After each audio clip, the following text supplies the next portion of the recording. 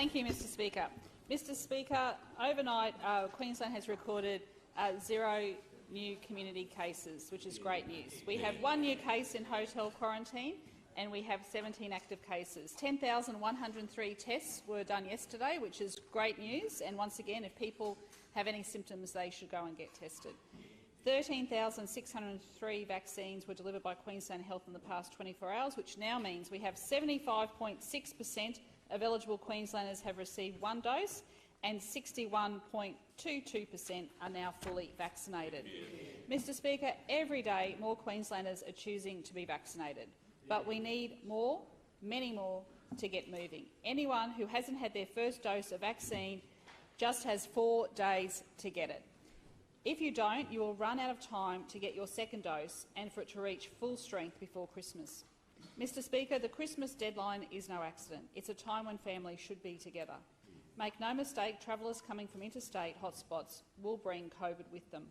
Queensland has this chance to be vaccinated before the virus arrives, but our window of opportunity is closing fast. Mr Speaker, last Friday in Victoria, 16 people died from COVID. That was just in 1 day. Between New South Wales and Victoria, there were another 5 yesterday. In total, in the 4 months since June, 747 people have tragically lost their lives in this current outbreak. Mr Speaker, I say to those Queenslanders yet to get vaccinated, what do you think happens to you when COVID comes? What if you escape it but you give it to someone who doesn't? What are you going to tell the nurses and doctors when you turn up sick and you haven't bothered to go and get a vaccine? Each day brings new developments in providing broader protection for our community. Mr Speaker, I'm advised that overnight the US Food and Drug Administration has approved Pfizer for children aged 5 to 11. The need for this was something I raised in this House some time ago. Mr Speaker, we can barely throw a rock without hitting a place where you can get vaccinated. Pharmacies, GP clinics, mass vaccination hubs and convention centres, theme parks, surf life-saving clubs and mobile clinics operate right across our state. Starting today, a door-to-door, street-to-street program is starting in Cherbourg, and I thank the Minister for visiting last week. A pop-up clinic will operate at the Let's Go Caravanning Expo at Brisbane's RNA this weekend. And if you are sitting at home on Sunday afternoon and you or your family are not vaccinated, get up, go out and get it done. I've stopped asking, now I'm telling you, go and get vaccinated. Mr Speaker. A member for Kawana.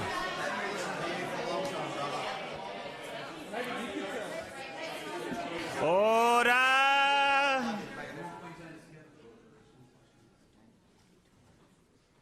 Premier, you have the call. Mr Speaker, today marks a significant milestone, as you mentioned.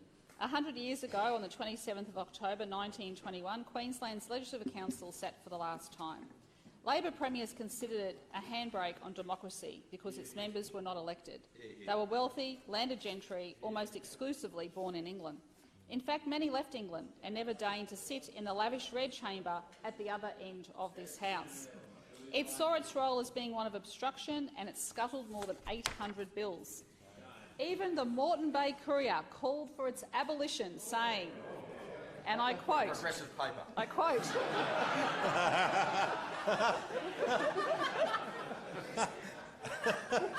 and I quote, it's what they said, it is a contemptible instrument of bad government. It took the Ryan and Theodore governments to install a sufficient number of members into the Legislative Council to simply get rid of it. These members, known as the Suicide Squad, were there only to achieve its abolition. I think I can feel a Netflix series coming on, Mr Speaker. I was going to say something, Premier, but I won't. And at 8:37 p.m. on October 27, 1921, Queensland's upper house rose for the very last time. Just think about that history, members. One of the many things that makes Queensland different is our unicameral or single chamber of parliament. The lack of an upper house was often cited as a reason for the excesses of the Joe years, and it took another Labor Premier to fix it. Acting. Order. Order. Members to my left. Premier, you have the call. Acting on Tony Fitzgerald advice, Wayne Goss introduced the committee system that has served us so well.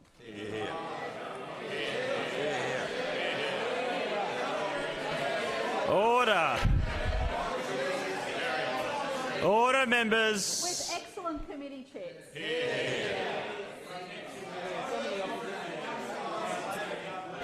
Order, members. Calm down, calm Members, I give order. I give talks to students all the time, and they never get this excited about committees. Premier, you have the call. Thank you. Mr Speaker, we only have to look at the passage of the voluntary assisted dying legislation to see how well our committees can operate. Bipartisan, thorough and inclusive, the Health and Environment Committee took 11,000 submissions, giving everyday Queenslanders, not just a select few, a real say on really significant, important and personal legislation. Mr Speaker, for a Member century, for Southport. Mr Speaker, for a century, Queensland has prospered and our democracy strengthened because of this major reform led by a Labor government and backed also by the local paper.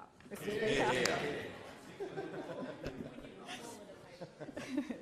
Mr Speaker, later today I will introduce a bill paving the way for the formation of an organising committee for the 2032 Olympic and Paralympic Games. This is another historic step towards bringing the world's biggest event to Queensland.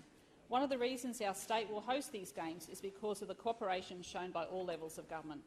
Preparing this legislation has been no different. All our partners have been consulted and their views considered. Mr Speaker, all of us want the same thing. Again, Sorry, Premier, can I interrupt you? Someone else has a microphone and I might just reset those mics. You'll need to. Thank you. Mr Speaker, all of us want the same thing, a Games that Queensland and Australia can be proud of. The Organising Committee for the Olympic Games, or OCOG, will be responsive for the delivery of the Games themselves, including the sports program, accommodation for athletes and officials, and cultural and sporting events such as the torch relay and the opening ceremony.